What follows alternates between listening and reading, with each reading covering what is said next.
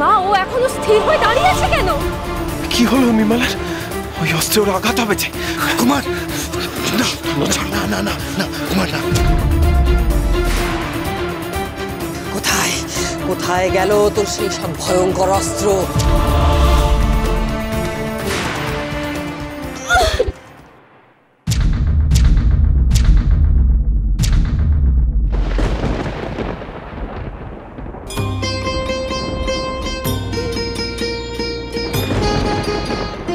কি হলো?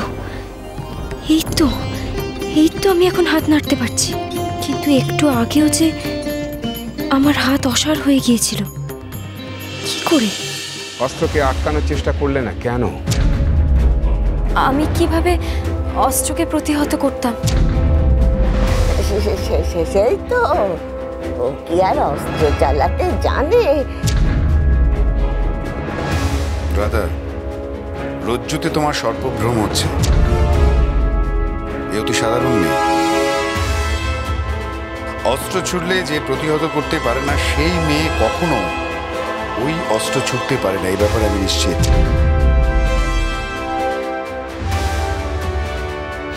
দেখলে তো কুমার, তোমার ভাগ্য আজ সুপ্রসন্ন।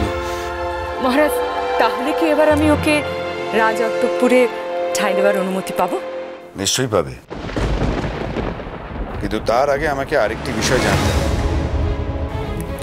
ওর আসল পরিচয়।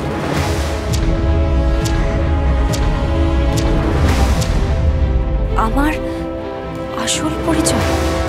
হ্যাঁ। সর্বনাশ! পিতা কি কিছু আন্দাজ করলেন? মানে? কোনো সাধারণ মেয়ের এত ক্ষিপ্রতা থাকতে পারে না। তুমি যেভাবে আমার প্রাণ রক্ষা করেছো, আমার ছোড়া অস্ত্র যেভাবে তুমি এড়িয়ে গেছো, কোনো সাধারণ মেয়ে তা পারে না।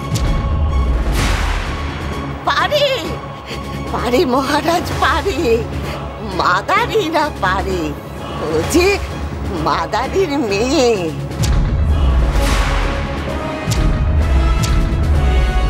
আমার বোনের মেয়ে জামাই যে মাদারির খেলা দেখাতো। ধন্য তোমার বুদ্ধি আত্মা।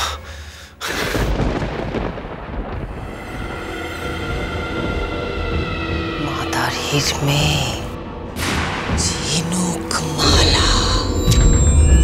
ঝিনুকমালা?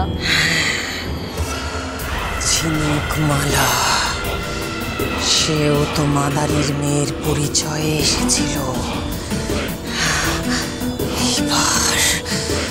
এইবার সব বুঝতে পেরেছি আমি। এবার সব কিছু পরিষ্কার হয়ে গেছে। আবার ওই একই ছদ্মবেশ ধারণ করেছে। আমি জ্বলন্ত মশাল নিয়ে খেলতে পারি, দড়ির ওপর চোখ বুজে হাঁটতে পারি। ওরে থাম থাম বাপু, বাপ মায়ের সঙ্গে থেকে সেসব খেলা দেখিয়েছিস, এখন আর ওসব গুণকীর্তি করতে হবে না। কি আর বলবো মহারাজ, ওই রাক্ষসীদের অত্যাচারে বোন এসে আমার হাতে তুলে দিয়ে গেছে। মহারাজ, আপনি মেয়েটির মুখের দিকে দেখুন, এত মায়া হয়, যেন মনে হয় কত আপন। মহারাজ, আমি অস্ত্র শিক্ষা দিয়ে ওকে আমি আমার প্রমিলারক্ষী বাহিনীতে নিয়োগ করব।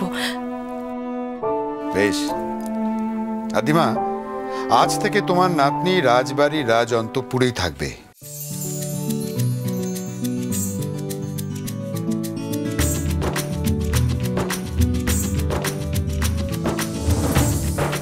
আদিমা যদি ওর সঙ্গে রাজ অন্তঃপুরে থাকেন, চারিদিকে রাক্ষসীদের আক্রমণ, কুটিরে একা একা আদিমা থাকেন, তাই ভেবেই আমি।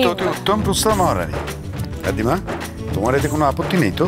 মহারাজের আদেশ শিরোধার্য।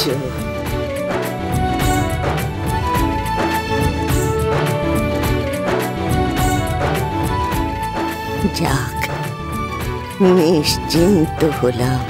পূর্ণিমালাকে চোখে চোখে রাখতে পারবো, অঘটনের হাত থেকে বাঁচাতে পারবো। মস্ত বড় একটা ভাড়া কাটলো সুধন্য। চলো চলো, উর্মিমালার সঙ্গে দেখা করতে হবে, চলো। এই মেয়েকে আমি এত সহজে ছেড়ে দেবো না, একে আরো পরীক্ষা করা দরকার। আমার মন বলছে এই মেয়ে যতটা সরল মুখ করে আছে ও ততটা সরল নয়।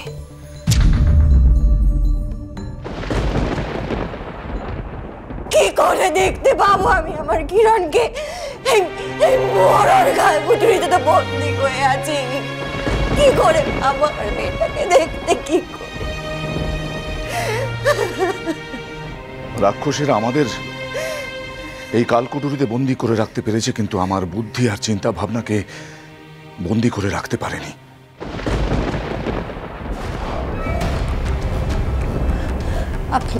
আপনার কথা বুঝতে পারলাম না তো। শোনো রূপতি, আমি প্রহরীদের কথাবার্তায় একটা বিষয় জানতে পেরেছি। কটকটি এখন অচিনপুরে নেই। এই সুবর্ণ সুযোগ আমাদের কাজে লাগাতে হবে রানী। আমাদের অচিনপুর থেকে, এই কালকুটুরি থেকে পালাতে হবে। এই কালকুটুরিতে আমি এক গুপ্ত সুড়ঙ্গের সন্ধান পেয়েছি রানী, আর সেই সুড়ঙ্গ পথ দিয়ে আমরা এখান থেকে পালাবো। কিরণকে আমি কোথায় খুঁজে পাবো মহারাজ? কি করে খুঁজে পাবো আমি আমার মেয়েকে? আছে আছে রানী, একজন আছে যে নিয়ে যেতে পারে আমাদের কিরণের কাছে।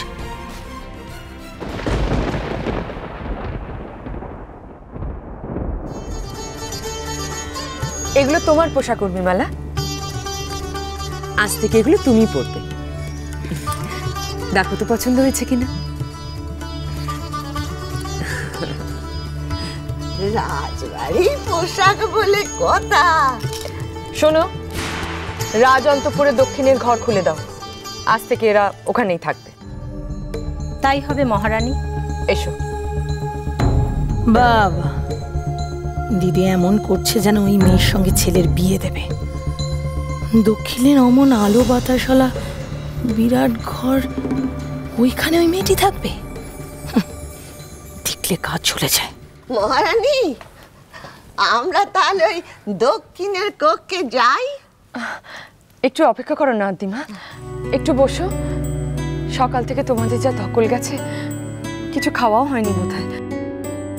খুব খিদে পেয়েছে তাই না? আমি এক্ষুনি আহারের ব্যবস্থা করছি। মহারানী, সামান্য মেয়ের জন্য আপনি আর অত ব্যস্ত হবেন না। কে সামান্য আদিমা? ও নিজেই জানেন ও আমার কত বড় উপকার করেছে। আজ মহারাজের প্রাণ বাঁচিয়েছে, আমার স্মৃতির সিঁদুর অক্ষত রেখেছে। আমি আজ তোমার কাছে চিরঋণী হয়ে গেলাম। অমন করে বলবেন না রানীমা, আমি আপনার জন্য তেমন কিচ্ছু করিনি। তুমি নিজেই জানো না অমৃতনগরীর মানুষদের তুমি কত বড় বিপদের হাত থেকে বাঁচিয়েছ। জানো আদিমা, চিরকাল আমার এরমই একটা মেয়ের শখ ছিল।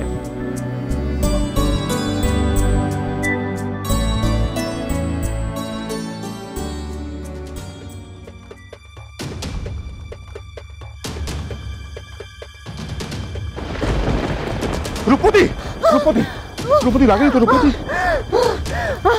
আমি ঠিক আছে মহারাজ, ঠিক আছে। আমাদের পালিয়ে যাওয়ার খবর হয়তো এতক্ষণ রাক্ষসরা পেয়ে গেছে।